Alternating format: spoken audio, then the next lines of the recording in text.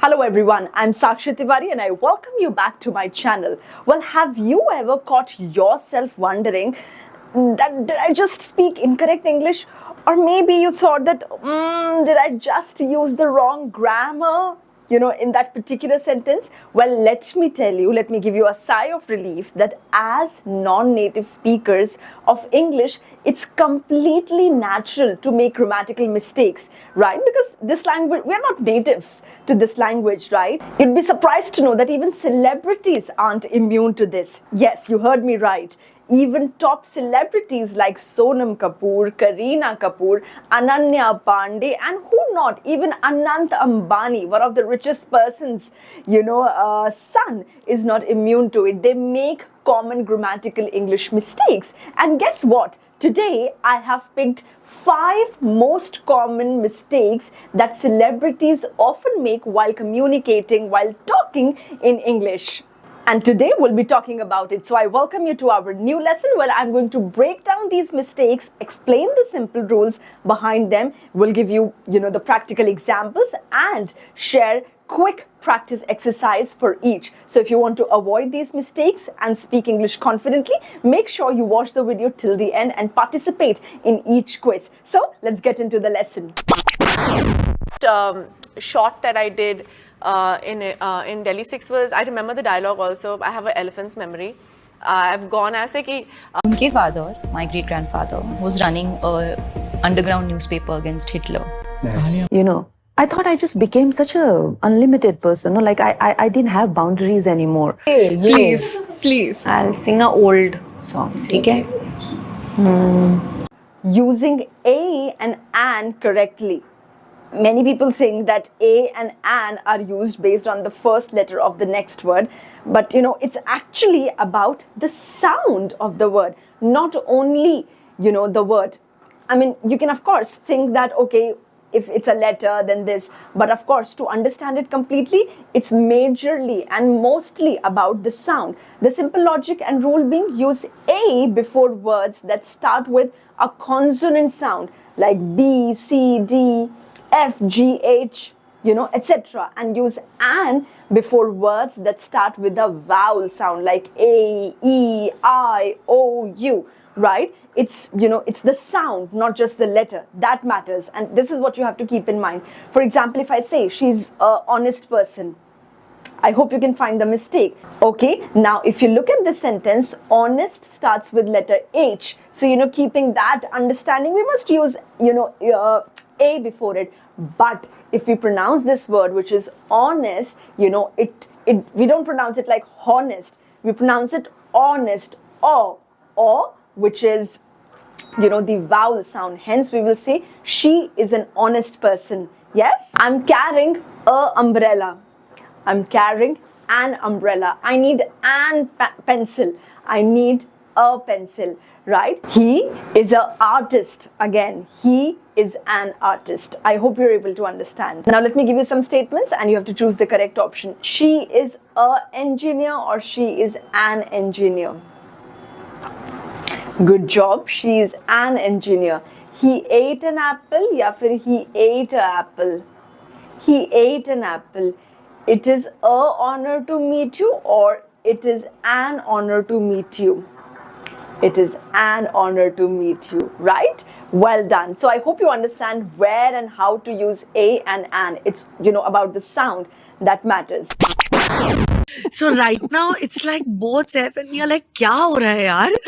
It's like so difficult. Like we didn't think that we're two boys. It's kind like of a karmic connection in a way, because Saif and me were always supposed to do a couple of films together, which we never ended up doing. And Because that's just the way both Saif and me have addressed it, because Temur has asked and Jay is already asking. Saif and I, or I and Saif, me and Varun, or Varun and me. I mean, which one should I say? See, people often confuse when to use I and me, especially when they're mentioning themselves along with someone else. See, tie a simple knot to this rule, which is use I when you are doing something, when you are doing something. Like I went to the party, I went to the mall, I cooked the food, right? And use me when something is done to you. Okay, for example, the teacher called me. The teacher called me. My mother gave the gift to me, right? The pro tip being, remove the other person from the sentence and see what sounds right. So let's say that if I have to say that Anjali and me went to the mall. Look at this sentence very carefully. This can actually, remove all your confusions. Anjali and me went to the mall. Okay, now I'll remove Anjali from the sentence. What is left? Me went to the mall. Does it sound correct? Absolutely not. It's absolutely incorrect. Now, similarly, we will not put me here. We will put I here. Anjali and I went to the mall. Let's remove Anjali again from the sentence. I went to the mall. Does it sound grammatically correct? Yes, it does. Hence, this is the correct way of using I and me. When you are, mentioning yourself in the sentence, also place yourself, at the second place. Don't say I and Anjali. Say Anjali and I. The simple, I will not say logic, but the simple reasoning being that we are being slightly considerate and polite, and hence we are putting ourselves on the back seat, and we are, giving more respect, or it's a kind gesture for us to place the other person first, right? So I hope you can see that how to use I and me in a sentence. Me when something is done to you, I when you're doing something. All right, let's have a look at these examples as well. Me and Varun went to the party. The correct one will be Varun and I went to the party. This one, me and Priyanka are going shopping.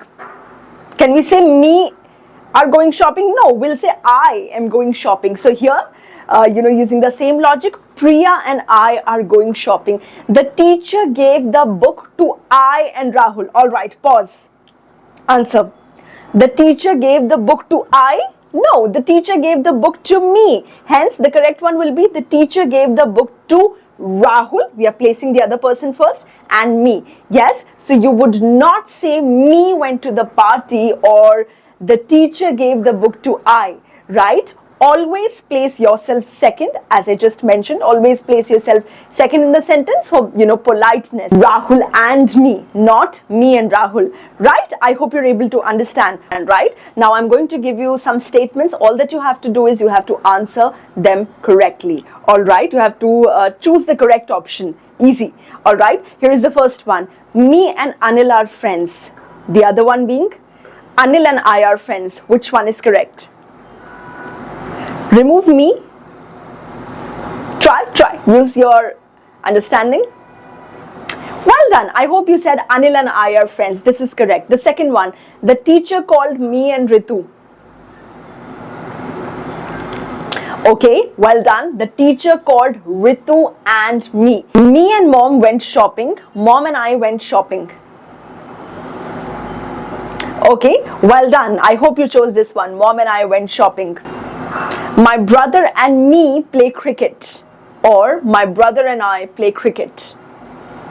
Good job. I hope you chose this one, which is my brother and I play cricket. Yes, excellent. So I hope now you're confident of using, this part of sentence correctly. Whether to use me, whether to use I, or, whether to place yourself first and the other person second, etc. Yes, excellent.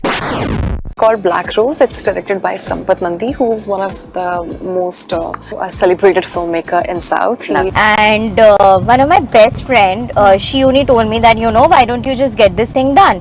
We just laugh. We want to laugh. She is one of the fan ban karo na. हाँ, she's one of the best entertainer according to me, and I'm a very big fan of Rakhi Sawant. Wow. One of the dash, like one of the entertainer or one of the entertainers, one of the fruit or one of the fruits. See, when you say one of, you are referring to one from a group. Hence, the group must be plural. All right. Let's say I'm saying one of the soldiers died. Okay. Now, when I'm saying one, it means I'm talking about one from many. One of the. All right. One from this. One of the soldiers died. I'm talking about this whole group, this whole army. One of the soldiers died, right? One of the books from the library I took and read. All right, again, I'm talking about one out of many. The simple logic being when you say one of, okay, the noun that follows must always be plural. Just remember this, okay? One of the sweatshirts, one of the spectacles, or one of the bags that I have is really, vibrant in color. So it must be plural. The noun must be plural because you're picking one out of many. But all that you must remember is whenever we are talking about one of the, okay, it should be plural. One of the flowers, one of the chocolates, all right, one of the houses. Yes. Now let's look at this one. One of the entertainer is here. It's incorrect. One of the entertainers is here. All right. This one of my friend is coming. Okay. The correct one, of course, will be one of my friends is coming. Like I have, let's say, 50, hundreds of friends, and out of those 100, one is coming. Okay. I hope you're able to understand the logic. So one of my friends is coming. One of the apple is rotten. So let's say I had this whole, bunch of apple, and out of those 12, one was rotten. So I'll say one of the apples is rotten. Yes, I hope you're able to understand this. And now I'm going to give you some statements. All that you have to do is you have to pick the right option, okay? One of the book is lost, or one of the books is lost. Which one is correct? Well done. I hope you chose the second one. One of the books is lost, right? The next one is she is one of the dancers.